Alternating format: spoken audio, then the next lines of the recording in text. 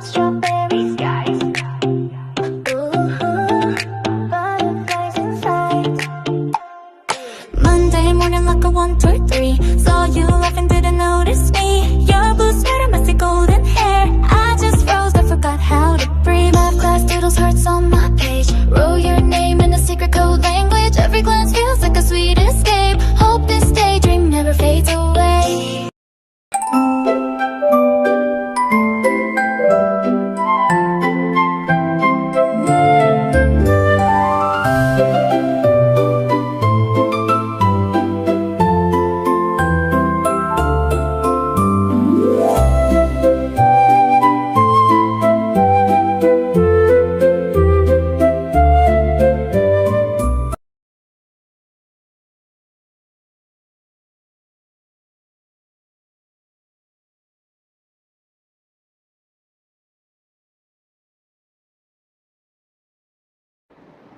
불의한 재판관 비유, 오늘 이제 말씀을 통해서 결론을 내리기를 원합니다.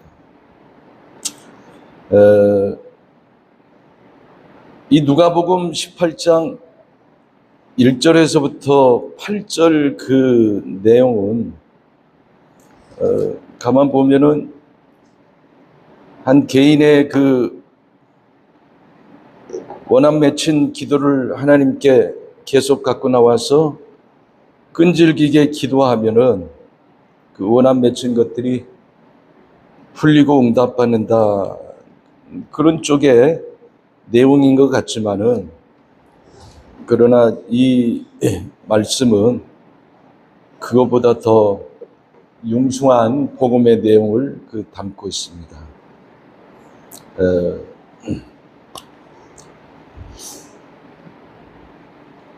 오늘 이 본문의 말씀을 이해하기 위해서 이제 누가복음 18장 1절에서 8절 그 내용이, 이 본문의 말씀을 이해하려면은 어디서부터 이 본문이 시작됐나, 그 문맥을 잘 봐야 돼. 그 문맥을 놓쳐버리면은 오늘 이 본문의 그 내용이 살아나지 않는데, 그 문맥의 시작이 17장 20절에서부터 시작되고 있다는 것을 볼 수가 있어요.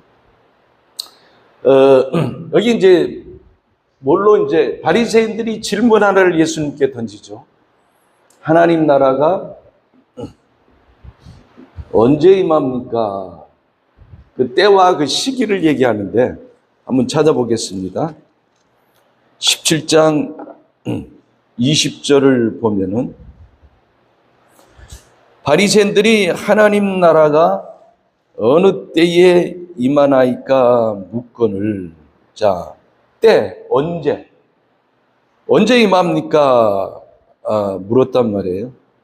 근데 이제 주님께서 이 언제에 대한 그 답을, 이 언제는 현재가 아니죠. 미래의 어떤 부분을 얘기할 거예요. 시간적으로 보면은. 하나님 나라가 언제 임합니까? 이 시간 이후를 얘기하겠죠.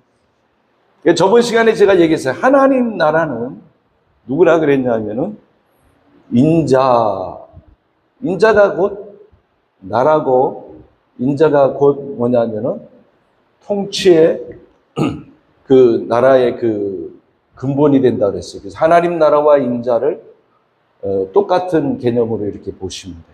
그러면 하나님 나라라고 이렇게 보지 말고 이거를 인자라고 한다면, 인자가 언제 옵니까? 이렇게 얘기한다면은, 자 보세요. 예수님이 있어요. 예수님이 인자예요. 예수님이 하나님 나라예요. 근데 이제 바리새인들이 이 하나님 나라를 바꾸세요. 인자, 다른 말로 쉽게 얘기합시다. 예수님 언제 오죠?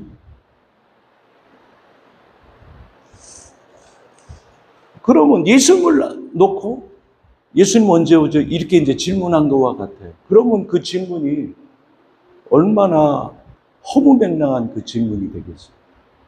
그러니까 이 질문 속에는 하나님 나라가 언제 옵니까? 이 질문 속에는 바리새인들은 누구를 몰랐다는 얘기예요? 예수를 몰랐다. 예수를 앞에 놓고 인자를 앞에 놓고 이제 여기서 이제 예수와 인자는 조금 이제 다른 개념인데 인자는 뭐냐면은 심판의 권세를 갖고 있는 것을 얘기해요. 심판. 인자가 올 때 성경에 인자란 말을 찾아보면은 다 심판과 관계된 거예요. 그러면 하나님 나라가 언제 옵니까? 라고 묻는 것, 이 질문 자체가 맞아요, 틀려요? 틀려요. 왜 틀리죠? 인자를 앞에다 놓고 하나님 나라의 주인을 앞에다 놓고 인자가 언제 옵니까? 라고 묻는 거는 이건 말이 안 되는 질문. 그러니까 이 메시지 속에서 벌써 이 바리새인들은 누구를 모르냐면은 인자 대신 예수를 모른다. 그러니까는 주님이 뭐라고 얘기를 하냐면 이제 보세요. 20절 다시 볼게요. 바리새인들이 하나님 나라가 어느 때에 임하나이까? 자, 언제 임한다는 얘기죠? 묻건을 예수께서 대답하여 이르시되 하나님 나라는 볼 수 있게 임하는 것이 아니고 볼 수 있게 임하는 것이 아니요 또 여기 있다 저기 있다고도 못하래. 하나님 나라는 너희 안에 있다. 너희 안에 있다라고 하는 시간적으로 얘기하자면 미래예요, 현재예요? 현재를 얘기해요. 여기 있다 저기 있다 하지 말고 어디 있냐? 너희 안에. 이 얘기는 그들 가슴 안에 있다는 얘기가 아니고 실제적으로 주님이 여럿이 있었을 때 주님은 가운데를 얘기하는 거예요. 정확하게. 현재를 얘기하는 거예요. 그러니까 예수님을 보고 하나님 나라 대신 예수님을 보고 쉽게 얘기해. 예수님 언제 오죠? 그러면 예수님께서 뭐라고요? 네 바로 앞에 있어. 내가 하나님 나라야. 그러면 왜 이 바리새인들은 이 하나님 나라에 대해서 잘못된 개념을 갖고 있었느냐? 그러니까 예수를 보면은 하나님 나라가 안 온 것 같아요. 그들이 생각하는 하나님 나라는 당장 이제 눈에 보이는 누구를 지금 깨트려야 되냐면 노마를 깨트려야 돼요. 그리고 어떻게 그들의 정치와 그들의 모든 잘못된 부조리를 어떻게 다 뒤집어 엎어야 돼. 그래야지만 어떻게 그게 이제 하나님 나라의 이 개념이라고 그들은 생각했는데 주님은 그 보이는 어떤 나라를 깨트리고 전복시키고 그렇게 해서 하나님 나라가 임하는 게 아니고 가장 중요한 건 뭐냐면은 가장 중요한 게 뭐냐면 죄와 죽음이 있는 이 나라는 노마라고 하는 나라를 부순다고 해서 멸절시킨다고 해서 죄와 죽음의 문제를 해결할 수 있느냐? 해결할 수 없다. 그러니까 나라의 주님께서 생각하는 나라의 개념에는 보이는 어떤 그런 것이 아니라 그래서 주님이 뭐라고 얘기해요? 보이게 임하지 않다. 그럼 안 보이게 임한다라고 하는 뜻이 뭐냐? 그 얘기는 죄와 죽음은 안 보여요. 이거는 죽은 사람, 죄가 있는 사람, 죽은 사람은 절대 안 보여요. 그럼 죄와 죽음을 볼 수 있는 유일한 사람은 누구밖에 없냐면은 예수밖에 없어요. 바리새인들이 너희들이 신앙이 없어서 못 본다 이런 얘기가 아니라 그들은 어떻게 이 죄와 죽음과 어둠과 사망의 권세에 눌려있는 이 나라를 못 봤다는 거예요. 지금 제가 얘기하는 거 다 이해하고 계시죠? 이게 지금 우리에게 중요한 거예요.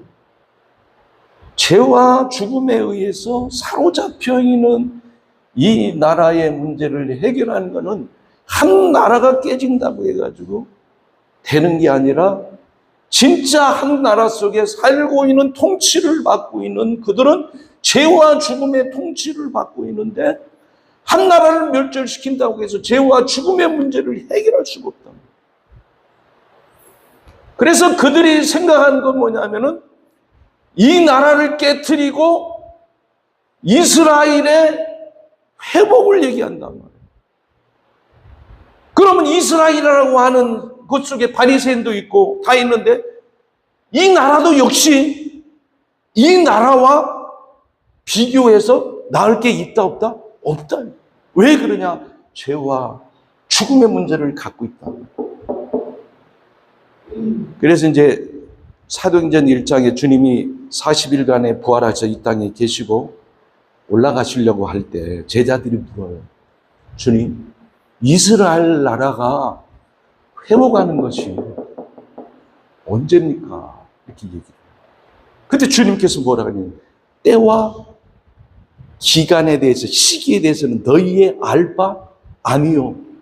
이 얘기는 뭐냐면은 알 바 아니요를 단순하게 시기와 때 그 임하는 그걸 미래 어떤 나를 모른다는 얘기가 아니고 현재적으로 너희들이 그 모른다 이 얘기. 왜 모르냐? 이 관점을, 죄와 죽음의 이 관점을 모르기 때문에 실제적으로 어떻게 모르고 그리고 먼 미래에 되어질 그 회복의 시점도 모른다. 그러면 죄와 죽음의 문제를 해결하는 그 나라가 누구를 통해서 오냐면은 이미 왔어요. 이미 왔어요. 여기 있다 저기 있다. 이미 왔어요. 누구를 얘기하고 있어요? 지금 예수를 얘기하고. 그랬을 때 이제 좀 더 이제 넘어가겠어요. 다시 20절부터 볼게요. 바리새인들이 하나님 나라가 어느 때에 임하나이까 묻거늘 예수께서 대답하여 이르시되 하나님 나라는 볼 수 있게 임하는 것이 아니요. 이 말의 뜻을 알겠죠? 볼 수가 없어요. 아니, 예수님 봤는데요? 예수님 봤는데. 그런 의미가 아니에요. 이 죄와 죽음에 다스리고 있는 그 세계를 인간은 볼 수가 없어요. 오직 여기서부터 완벽한 이 문제를 뛰어넘는 초월한 이 문제를 해결할 수 있는 자만이 죄와 죽음의 이 문제를 볼 수가 있어요. 그래서 볼 수가 없다라고 얘기한 거예요. 21절 또 여기 있다 저기 있다고도 못하리니 하나님 나라는 어떻게 너희 안에 있느니라. 현재 어떻게 하나님 나라는 어떻게 했다는 임재했다 그 뜻이에요. 현재 하나님 나라의 그 미래성은 언젠가 이루어질 거예요. 근데 가장 중요한 게 주님께서도 강조하는 게 하나님 나라의 현재성. 그러니까는 모든 사람은 미래에 초점을 맞추고 있었지만은 주님은 어떻게 현재 하나님 나라가 임했다. 그러면 이 하나님 나라가 임해서 완성은 언제 되느냐? 완성은 언제 되느냐를 지금 누가복음 17장 20절에서 18장 1절에서부터 8절까지 불의한 재판관의 비유를 통해서 어떻게 완전한 어떻게 이 결론을 내리는 부분. 한 개인의 문제를 해결하는 그런 문제가 아니고 이거는 역사의 그 끝, 그 결말, 그 종말을 정확하게 어떻게 그 끝에 대한 얘기를 지금 어떻게 하고 있는 거예요. 더 깊고 더 복음의 융숭한 내용을 담고 있는 내용이에요. 그랬을 때 이 완성이 언제 되느냐? 이 완성이 언제 되느냐? 여기서 어떤 내용이 나옵니까? 과부가 부르짖어요. 늘 와서 얘기하고 또 이 늘은 어떻게 받느냐면 평행구절로 성도들에게 오늘날 교회 신부들에게 어떻게 밤낮 이렇게 이제 받는단 말이에요. 여기서 늘 와서 원한을 풀어주듯이 밤낮 부르짖는 자의 그 원한을 어떻게 풀어주는 그 결론이 뭐냐면은 그 결론이 예수의 재림을 얘기해요.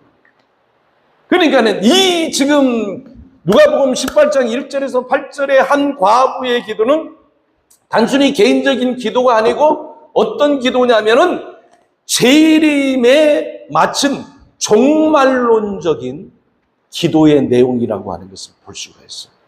그래서 우리가 이 내용을 차분하게 이제 좀 구체적으로 자, 주님이 이제 뭐라 그랬냐면은 자, 현재 왔다 이렇게 얘기를 했어요.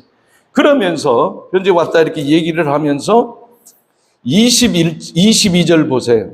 이제는 자, 처음에는 20절에서 21절까지는 지금 누구에 대한 얘기예요? 바리새인들이 지금 질문을 던졌죠. 근데 이제 질문을 던졌는데 바리새인들에게 질문을 던졌던 그 질문에 대한 내용이 뭐예요? 현재 하나님 나라가 왔다 이렇게 얘기하고 그 다음에 제자들에게 이제 얘기하는 거예요. 그러니까는 22절서부터 18장 8절까지는 지금 누구한테 얘기하냐면은 제자들에게 이제 얘기하는 거예요. 제자들에게 이 하나님 나라에 대해서 자세하게 설명해 주는데, 자, 이제 큰 그림을 먼저 한번 보자고요. 큰 그림을 보면은, 자, 여기 이제 제자들에게 이제 얘기하는데, 제자들이 얘기할 때, 자, 하나님 나라에 현재 왔다. 현재 왔다. 근데 이것이 완성이 되고 결론이 내려질 때, 바리새인들이 못 봤던, 그 다음에 제자들도 못 봤던 한 가지 초점을 그들이 놓쳐버려요. 뭘 놓쳐버리냐면은 이 나라가 왔어. 왔는데 이게 완성이 될 때까지는 선제적으로 뭐가 필요하느냐? 주님의 고난이 먼저 필요해요. 이 고난을 통해서 죄와 죽음의 문제를 해결하는데, 죄와 죽음의 문제를 해결하기 위해서는 죄와 죽음 속으로 누군가는 들어가요. 지금 하나님 나라가 현재 온 이유는 죄와 이 고난을 통해서 죄와 죽음 속으로 들어가서 죄와 죽음의 문제를 해결해야지 하나님 나라가 어떻게 완성이 돼요.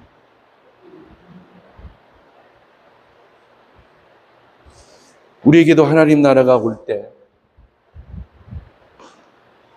주님이 오고 싶어요. 근데 내 속에 죄와 죽음의 나라가 되어 있다고 한다면 이건 오고 싶어도 못 오잖아요. 그러니까 선제적으로 누가 필요해요? 죄와 죽음의 문제를 해결할 진정한 통치의 왕이신 하나님 나라 인자가 오셔야 됩니다. 여기서 이제 대속의 원리가 나옵니다. 바리새인들은 신앙생활을 했지만은 대속의 원리를 몰랐다. 이 대속이 없는 나라는 아무 의미가 없다. 영향을 미친 것 같지만은 그 영향은 언젠가 원한이 해결되듯이 그 문제는 다 해결될 문제. 그러니까 제자들에게 지금 예수님께서 말한 큰 그림을 좀 그려주고, 큰 그림이 그려져 있지 않고서는 강론에 들어가서 어떻게 헤맨단 말이에요. 그래서 제자들에게 계속적으로 어떻게 대속에 대한 고난에 대한 부분을 계속적으로 얘기해 준 거는 이것 없이는 기초가 무너지고 만 이걸 얘기해요. 그래서 이제 그 부분을 찾아보자고요. 22절 또 제자들에게 이르시되 이제 제자들에게 때가 이르리니 너희가 인자의 날 하루를 보고자 하되 보지 못하리라. 자, 여기서 인자의 날이라고 하는 것은 지금 뭘 얘기하냐면 여기서 날이라 그랬어요.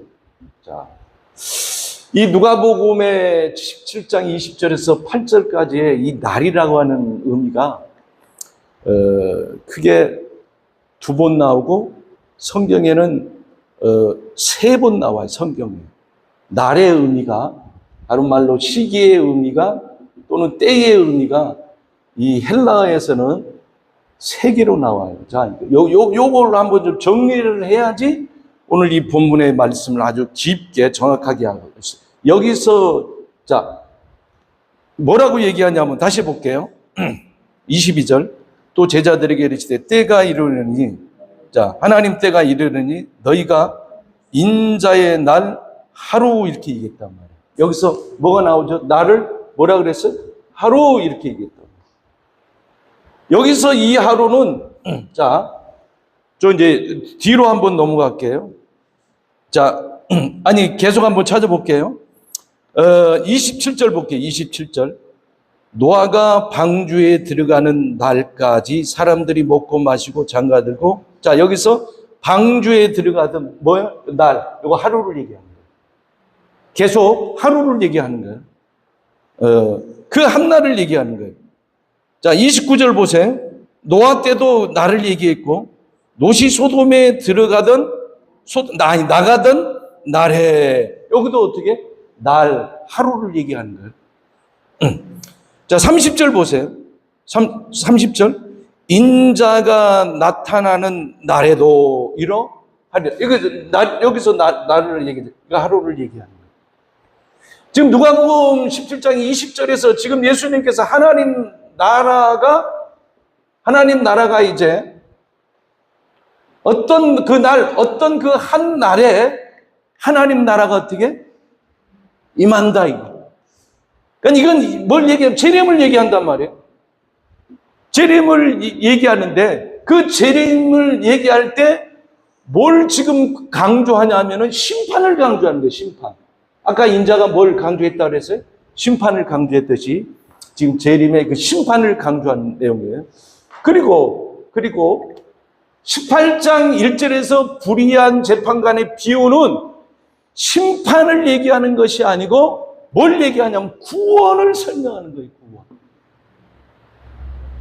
방주 밖에 있었던 사람들은 심판을 받고, 롯이 소돔에서 나갈 때 소돔 안에 있던 사람은 심판을 받고, 지금 심판을 강조한다고 한다면은 누가복음 18장 1절에서 이건 뭐냐, 원한 맺힌 과부의 밤낮 부르짖는 성도의 원한을 어떻게 들어주지 않겠느냐 할 때 구원을 얘기해요.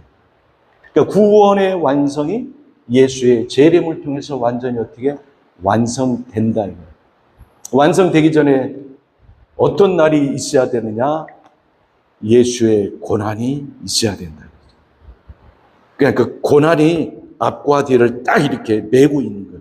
이 고난을 뺀다고 한다면 바리새인의 믿음이고, 이 고난에 대해서 잘 모르면 제자들의 믿음이에요. 예수님께서 이 고난을 강조했던 이유가 이 모든 것 속에 다 있기 때문에 고난을 강조한 거예요. 자, 그러면 또 이제 18장을 한번 볼까요? 18장에 보면 4절 한번 볼게요. 4절에 보면, 자, 3절부터 그 도시에 한 과부가 있어 자주 그에게 가서 내 원수에 대한 나의 원한을 풀어주소서 하되 그가 얼마 동안 듣지 아니하다가, 여기서 이거 얼마가 나와요. 얼마 동안 듣지 아니하다가, 이것이 이제 여러분들이 잘 아는 이 하루는 그냥 참고로 하세요. 헤메나예요. 헤메나. 외우기 쉽죠? 헤메나. 이 예수의 재림 그날을 찾기 위해서 지금도 수많은 사람들이 지금 헤매나 하고 있어요. 얼마 동안, 이거 뭐냐면 여러분들이 잘 아는 이제 크로노스 알죠? 이 크로노스가 있고, 그 다음에 요 뒤에 보면은 속히 할 때 이것도 시간적인 의미로 따지자면은, 그 다음에 또 하나가 있어요. 또 하나가 있는데, 이거는 이제 누가복음 17장, 18장에서 안 나오는데 그게 뭐냐면 카이로스. 들어보셨죠? 카이로스. 이건 뭐냐면은, 자, 이거 보세요. 자, 보세요. 이거는, 이거 속히라고 하는 것은, 이거 타케이라고 해가지고, 자, 그냥 참고로 한번 하세요. 자, 여기서 이제 보세요. 제일 긴 시간이, 자, 하루, 크로노스, 카이로스, 타케. 제일 긴 시간이 어떤 시간이겠어요? 시간적으로 얘기하자면요. 네? 얼마 동안 이렇게 나왔단 말이에요. 그럼 여기서는 얼마 동안이 하루, 이틀, 사흘 이런 개념이 아니고 예수의 재림 전까지를 얘기하는 거예요. 그러니까 이제 이 얼마 동안이 얼마 동안이 우리가 볼 때는 예수님께서 십자가에 못 박히시고 부활하시고 승천하시고 난 다음에 성령이 임하시고, 이건 이제 교회 시대라 그러잖아요. 이 교회 시대가 이제 다 끝나고 예수님이 재림할 때 요 기간을 어떻게 얼마 동안 이렇게 잡는 거라고요. 이것이 뭐라고요? 크로노스. 굉장히 긴 시간이죠. 그럼 여기는 뭐가 필요해요? 인내가 필요해요. 인내가 필요하고 방향 설정이 정확하게 정해져 있지 않으면 어떻게 이 크로노스 이 시간을 어떻게 감당을 못합니다. 그 다음에 어떻게 카이로스가 있어요. 좀 들어보셨죠? 카이로스는 주님께서 이렇게 얘기해요. 아직 내 때가 이르지 아니하였다 할 때, 내 때, 그때가 이 카이로스거든요. 그때는 뭐냐면은 정확하게 이제 구속이 어떻게 이루어지는 그 때를 얘기를 하는 거예요. 그 때를. 자, 그러면은, 자, 보세요. 탁케이는 뭐냐면, 속히 내가 내 원한을 풀어주지 않겠느냐에 대한 얘기예요. 시간적으로 얘기하다 맞지 않았는 걸. 자, 그러면 여기서 제일 짧은 게 뭐겠어요? 제일 짧은 게 시간적으로 이게 하루죠. 이 하루 동안에 이 하루하루가 우리는 이 하루 때문에 나머지 시간, 크로노스와 카이로스, 이 인내의 시간, 이 한 날 때문에 헤매나 이 한 날 때문에 이 긴 시간을 어떻게 견뎌내는,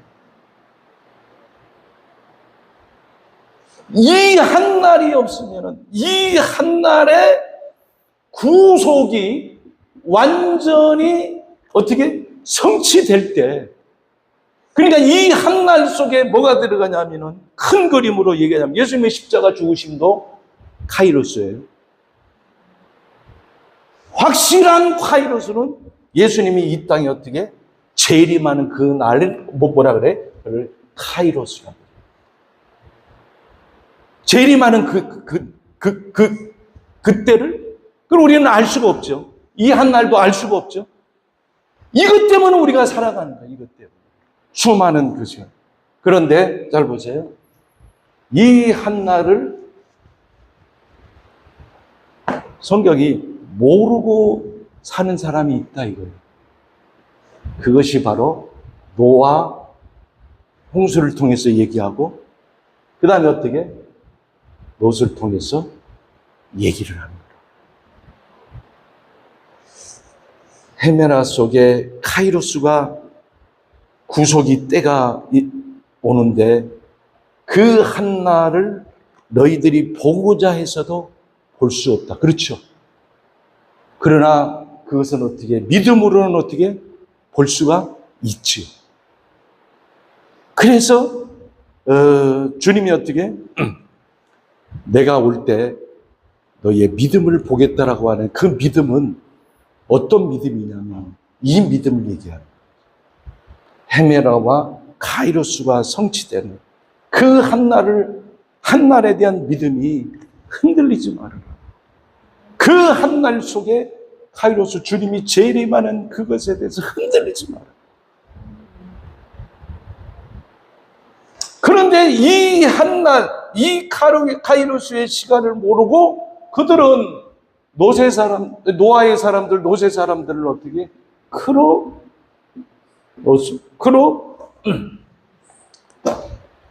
로스만 알고 있었던 거예요. 이건 뭐냐면 그냥 지나가는 시간이에요. 오늘이 있으면은 내일이 있는 게 아니라 또 내일 가면 또 오늘이 있어요. 그럼 내일 가면 또 무슨 일이? 오늘이 있어요. 내일이라는 시간이 없어요. 이 내일이라는 시간이 없는데 오늘만 계속적으로 살아가는 거예요. 그래서 계속적으로 반복되는 단어가 있죠. 우리가 먹고 자고 마시고 시집가고 장가가고 소도 팔고 집도 사고 팔고 짓고 매매 형태는 어떻게 이게 일상이잖아요. 이 일상이 매일 반복되는 거예요. 진짜 헤매나 그 하루를 모르고 우리의 오늘 하루를 살아간다면은 진짜 그 하루의 의미를 모르고 살아가기 때문에 그 하루 헤매나가 올 때 그 카이로스 그 시간이 딱 도착할 때 문제가 발생한다. 이게. 그 재밌는 거 뭐냐면은 이런 거 뭐냐면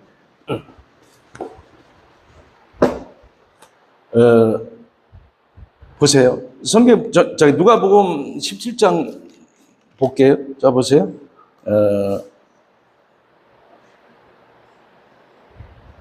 27절 노아가 방주에 들어가던 날까지 사람들이 먹고 마시고 장가들고 시집가더니 홍수가 나서 그들을 다 멸망시켰으며 또 노세 때와 같으니 사람들이 먹고 마시고 사고 팔고 심고 집을 짓더니 롯이 소돔에 나가던 날에 하늘로부터 불과 유황이 비오듯 하여 그들을 멸망시켰습니다. 자, 노아는 물로 심판을 받고 롯의 이 소돔은 어떻게 불로 심판을 받아요.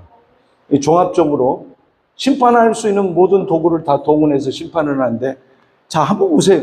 이 일상 우리가 매일 먹고 마시고 장가가고 시집가고 이거 우리 일상 안에 평범한 일상 안에 왜 성경은 이렇게 일상을 문제를 삼느냐 이거예요.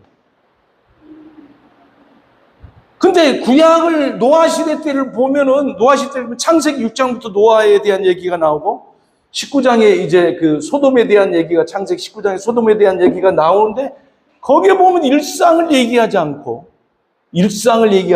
뭘 얘기하냐면은 노아 시대 때는요. 우리 사람을 죽이고 하는 아무 죄도 없는 사람을 죽이고 이걸 갖다가 뭐라 그래? 하마스 하면 생각나는 게 뭐예요? 하마스, 예? 테러. 이게 하마스가, 이게 성경에 나와요. 창세기 6장에는 그들이 포악했다. 그게 뭐냐면 이게 하마스예요. 그러니까 노아 시대는 그 하마스 그 포악 때문에 심판이 생긴 거예요. 노 때는 어떻게? 성의 문제 때문에. 이게 크게 드러나는 게, 이거 문제 때문에 심판했다 그러는데, 예수님이 볼 때는 어떻게 일상 때문에 심판받았다 이렇게 얘기하거든요. 여기서 노아 시대 여기서 주님이 얘기하는 그 일상 가운데서 포악했다가 그다음에 성으로 문제 있다가 거기 간음했다가 도둑질했다가 살인했다 그런 얘기 안 나오잖아. 일상을 여기는 강조하고 창세기 모세는 뭘 강조했어요? 겉으로 드러나는 어떻게? 포악과 성에 대한 문제를 거론했단 말이에요. 그럼 왜 이거 둘이가 이게 충돌하느냐? 그 답을 어디서 찾아야 되냐면은, 자, 충분히 지금 여러분들 이해하고 따라오죠? 그 답을 어디서 찾아야 되냐? 누가복음 18장 1절에서 8절에서 찾아요. 창세기의 그 모습을 노아 시대 때 포악해서 그들이 생각하고 계획하는 것이 항상 악하다. 하마스다. 그리고 이제 소돔과 고모라의 천사와 어떻게 같이 성관계를 가지려고 그러고 어떻게. 그거 아주 이 성이 어떻게 아주 그냥 넘쳐나버려. 그것 때문에 이걸 창세기는 근데 예수님은 어떻게 이 일상을 얘기를 했단 말이에요. 그러면 누가복음 18장 1절에 이렇게 뭘 얘기하느냐. 이게 바로 원한 맺힌 과부가 재판장에게 가져왔던 그 재판, 그 소송의 그 내용입니다. 이 과부가 이 땅에 살면서 노아가 경험했던 그 포악과 롯이 경험했던 그 여러 가지 그 더러운 여러 가지 그 문제를 어떻게 경험하고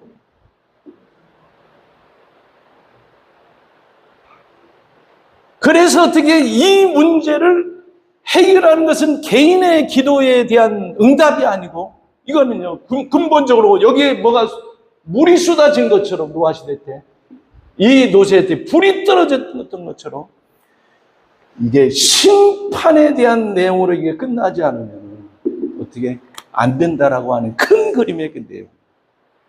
이해하시겠죠?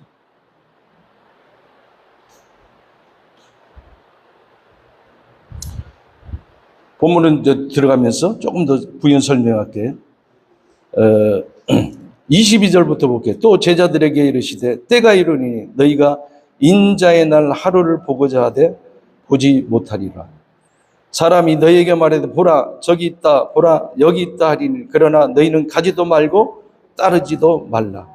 번개가 하늘 아래 이쪽에서 번쩍이며 하늘 아래 저쪽까지 비치는가 인자의 자기 날 헤매라 그러하리라. 이건 뭐냐면 갑작스럽게 임한다는 내용이죠. 그래서 26절로 노아의 때에 된 것과 같이 인자의 때에도 그러하리라. 여기서 두 가지 때가 나오죠. 노아의 때, 인자의 때. 두 가지 때가 나온단 말이에요. 이 때가 이게 뭐냐면 헤메라예요. 아까 얘기한 대로 그 어떤 그 한날을 그 얘기를 하는 거예요. 자, 그러면은 27절 보세요. 노아가 방주에 들어간 날 때 사람들이 먹고 마시고 장가 들고 시집 가더니 홍수가 나와서 그들을 어떻게 다 멸망시켰으며 또 노세 때와 같으리니 사람들이 먹고 마시고 사고 팔고 집을 어떻게 짓더니 노시 소돔에서 나가던 날에 하늘로서부터 어떻게 불과 유황이 비오듯하여 그들을 다 멸망시켰느니라. 그러니까 재림은 뭐를 가르는 거예요? 구원과 심판을 완벽하게 이제 가르는데 어떻게 완벽하게 가른단 말이에요. 그러면서 뭐를 우리가 이제 봐야 되냐면은 자 20절 보세요. 20절 다시 한번 보세요. 바리새인들이 하나님 나라가 어느 때에 임하냐 아까 묻고 예수께서 대답해 이르되 하나님 나라는 볼 수 있게 임하는 것이 아니다. 그러면서 하나님 나라가 임하기 위해서는 그의 재림이 되기 전에는 뭐가 먼저 돼야 되느냐? 자 보세요. 25절 봅니다. 25절. 그러나 그가 먼저 많은 고난을 받으며 이 세대에서 버림받아야 할지니라. 자 보세요. 하나님 나라가 언제 완벽하게 임하느냐 할 때 뭐가 먼저 있어야 된다고요? 고난이 먼저 있어야지. 왜 고난이 있어야 된다고 제가 설명했냐면 죄와 죽음의 문제가 있기 때문에 이것을 해결해요. 그리고 어떻게 주님이 어떻게 그 한날 이 재림을 한다. 자, 여기서는 직접적으로 예수님이 고난을 받는다. 그리고 난 다음에 재림한다. 그리고 나서 요 기간이 어떻게 얼마 다 이해하셨죠? 얼마 동안 이게 이제 교회 시대를 얘기해요. 성령 시대, 교회 시대를 얘기해요. 자, 이 구조가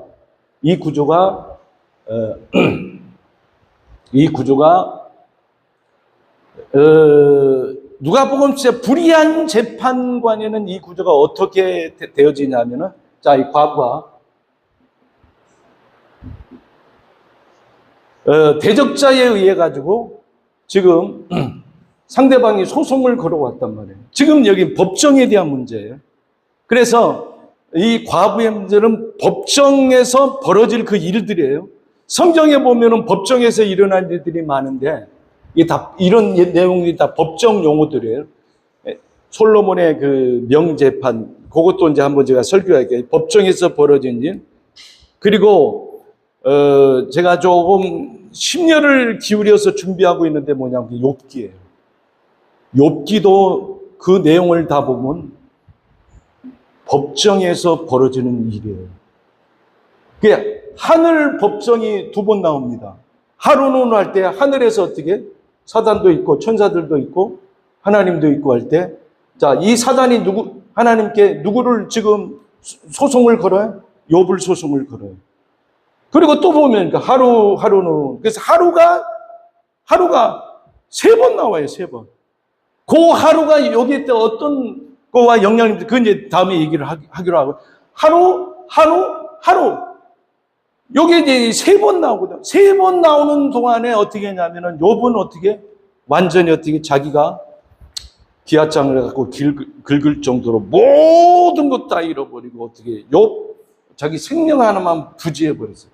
이 하루, 이 3번의 이 카테고리 속에서 요번 이제 그렇게 이게 다 뭐냐면은 이게 다 법정에서 벌어지는 일들. 하늘 법정에서, 천상 법정에서 이 땅에 어떤 결론을 내린 거예요. 그리고 어떻게 이것을 갖고 또 요번 어디로 끌고 가냐면 이 땅의 이 법정에서 이게 해결이 안 되니까는 이걸 갖고 어디까지 올라가냐면 하늘 법정까지 올라가는 거예요. 이게 바로 이제 욥기거든요. 그 욥기를 통해 가지고 이제 이 법정의 문제에 대해서 이제 얘기를 할 건데, 뭐 다음 시간에 얘기를 하든 그 다음 시간에 얘기를 할 거예요. 자, 이 과부가 어떻게 소송을 걸어왔단 말이에요. 소송을 걸어와서 지금 원한이 맺혔단 말이에요. 그때 과부의 상대 소송자가 누구냐 하면은 누가복음 한번 봅시다. 18장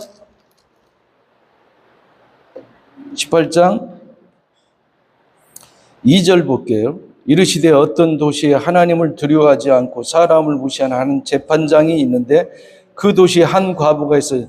자주 그에게 가서 내 원수에 대한 나의 원한을 풀어. 여기서 누가 나옵니까? 과부에게 원수가 나옵니다. 이 원수가 이 과부에게 소송을 걸어왔단 말이에요. 이 원수는 누구와 한 패거리냐면은 재판관과 이게 한 패거리. 그러니까 이 원수를 어떻게 이길 수가 없어요. 이 과부는 힘도 없죠. 이 원수와 재판관, 불의한 재판관은 어떻게 한 통속이 된 거예요. 그래서 이길 수가 없다. 이길 수가 없으니까 뭐가 맺히냐면 원한이 맺힌다면 그 원한의 그 문제, 이 원한은 어떤 단순한 분쟁이 아니라 나를 신원해 주십시오. 더 큰 의미예요. 그러니까 공의가 제대로 이 땅에 실현되지 못하니까 그 공의의 문제를 갖고 나온 거예요. 이 과부가.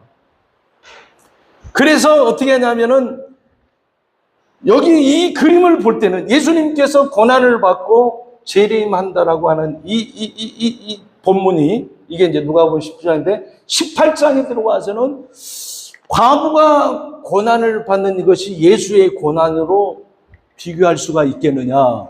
자, 이제 그거를 해결하려면 어떤 해결점이 나와야 되냐면 이 과부가, 자, 누가복음 이제 18장 이 과부가 이 고초를 당한단 말이에요. 고초를 당하는데 이 고초에서 승리할 수 있었던 그 이유가 이 과부의 밤낮 부르짖는 그 원한의 기도가 아니라고 합니다. 절대.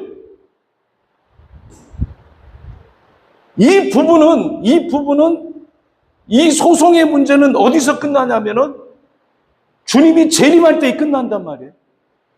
주님이 재림할 때 끝나는 이 문제예요. 이게 밤낮 부르짖어서 끝나는 문제가 아니에요.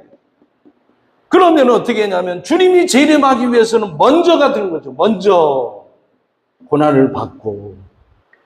이 과부가 지금 소송에서 이길 수 있는 그 비결은 밤낮 부르짖은 자기의 그 원한 맺힌 기도의 내용이 아니고 정확한 건 뭐냐면 이 신원이 언제 해결되느냐면 예수님이 재림할 때 해결되는 거예요. 그러면 여기도 먼저 과부의 그 고초가 예수님께서 먼저 고난을 이거와 연결되느냐?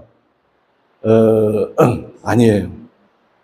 이 고초의 문제를 해결하는 그 이유가 성경에 나오고 있어요. 그 나오고 있는데 어디를 얘기냐면, 자, 이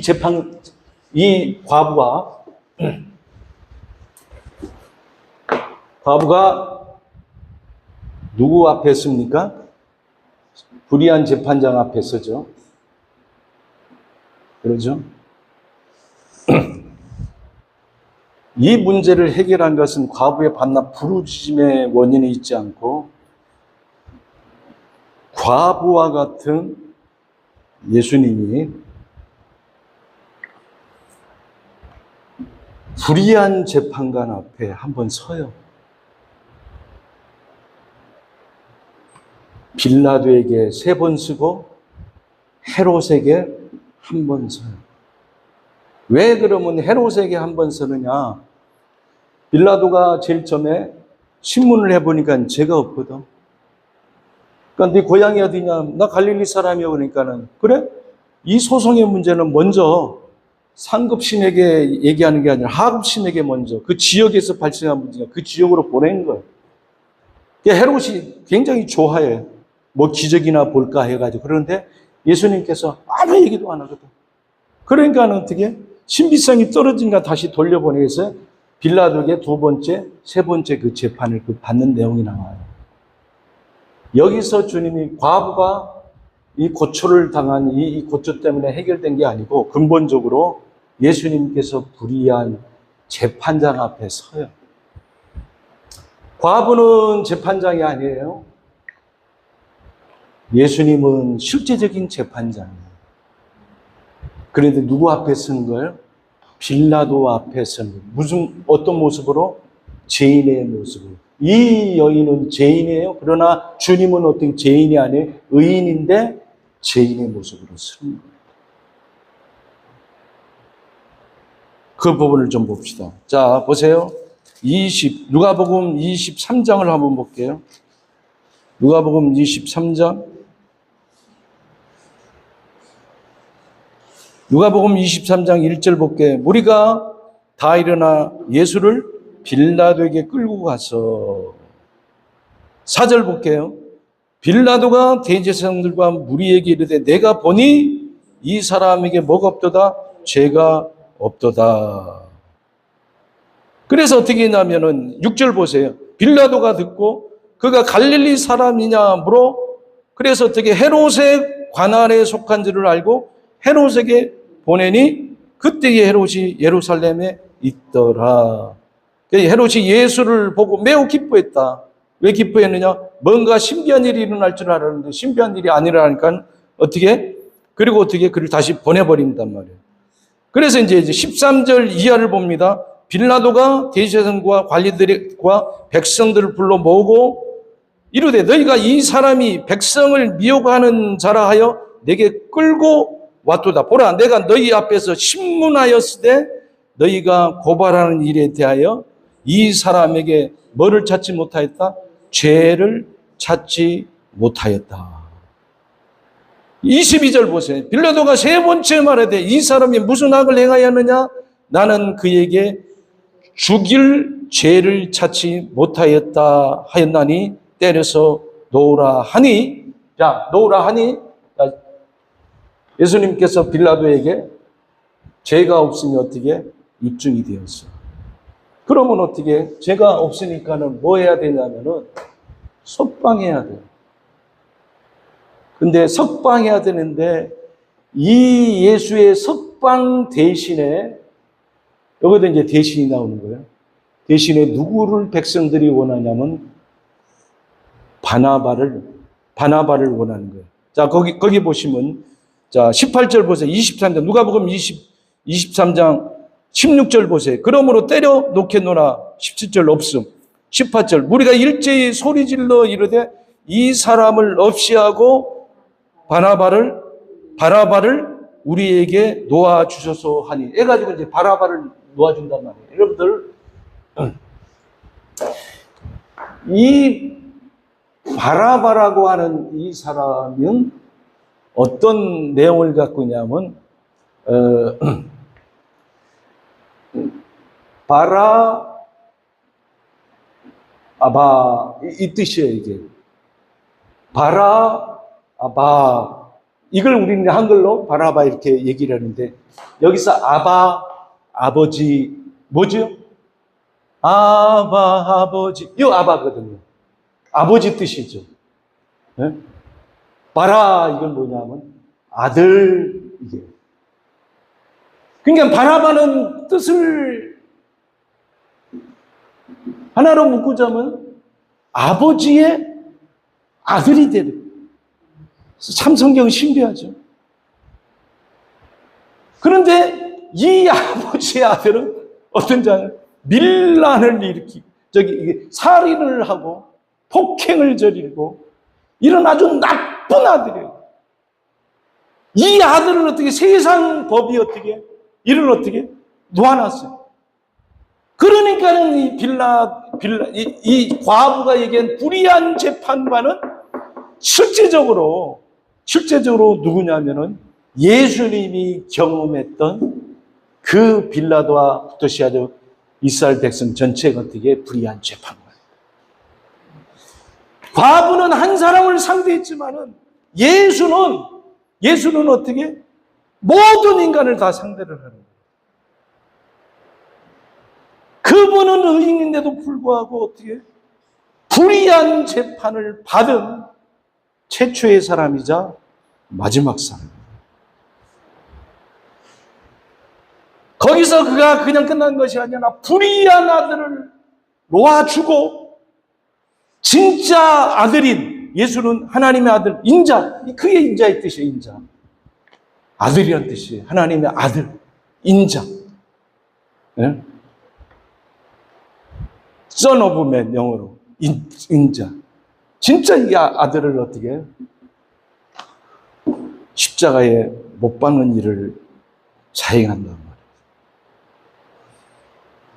이 내용이 있었기 때문에 예수님께서 당신이 대신 십자가에 지는 이 내용이 불의한 재판을 받은 내용이 있기 때문에 과부가 불의한 재판관 앞에 밤낮으로 부르짖을 수 있는 이유가 됩니다.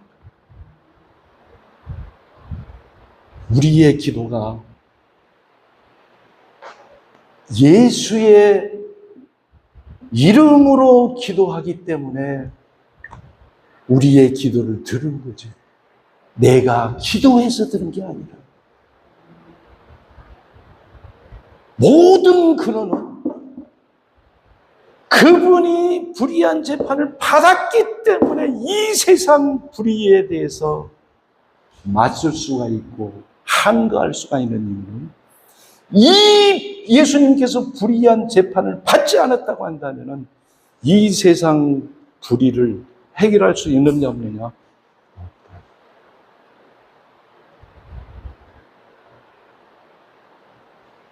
그리고 예수님께서 얘기하고자 하는 건 한 가지. 내가 불의한 재판관 앞에 서봤다. 예수께서 하늘 보좌를 버리고 성육신하신 그 자체가 불의한 세상, 불의한 재판관 앞에 서는 것과 같고 그 절정이 재판과 십자가를 통해서 어떻게 그 일이 이루어졌던 거죠. 우리의 삶에 여러 가지 불의한 일이 일어날 수 있고 그 문제를 향해서 우리가 기도할 수 있는 그 근거는 나의 의로움이 아니고 나의 간절히 부르짖는 그 근거가 아니고 그리스도께서 불의한 재판을 받으셔서 그 재판을 어떻게 무효화시켰단 말이에요. 예수님이 십자가상에서 죽으시고 제일 처음에 이 고백했던 그 고백을 한번 보실까요? 누가복음 23장 44절부터 볼게요. 때가 제6시쯤 되어 해가 빛을 잇고 온 땅의 어둠이 임하여 제9시까지 계속하여 성소의 휘장이 한가운데가 찢어지더라. 예수께서 큰 소리로 불러 이르시되 아버지 내 영혼을 아버지 손에 부탁하나이다. 이제 아들이 됐기 때문에 아버지를 찾는단 말이에요. 하고 이 말씀을 하신 후 숨지더라.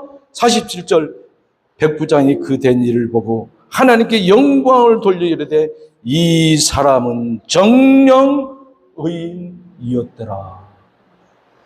불의한 재판관은 빌라도와 이 헤롯은 불의한 재판관은 유죄로 선언했지만은 하늘에 계신 아버지는 아들 예수 인자를 뭐라고 선언했어요? 인자. 네? 뭐라고 했어요? 의인이었더라. 우리가 살아가는 것이 그 의인 되신 그분 때문에 살아가고, 의인 되신 그분 때문에 우리가 기도하고, 그분으로 인해서 기도하고, 그분을 말미암아 기도하고, 그로 인해서 기도하라. 이 인자 되신 주님이 우리의 삶 가운데 역사하기를 바랍니다. 기도합시다. 하나님 감사합니다.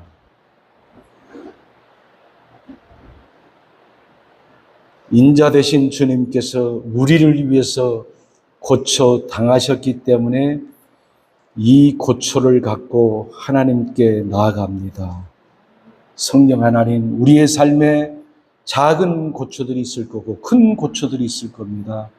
그럴 때마다 인자가 고초 당하신 그 고초의 대속의 고초를 힘입고 담대히 아버지께 나아가 간구하는 믿음의 기도를 올리는 주의 백성들 되게 하옵소서.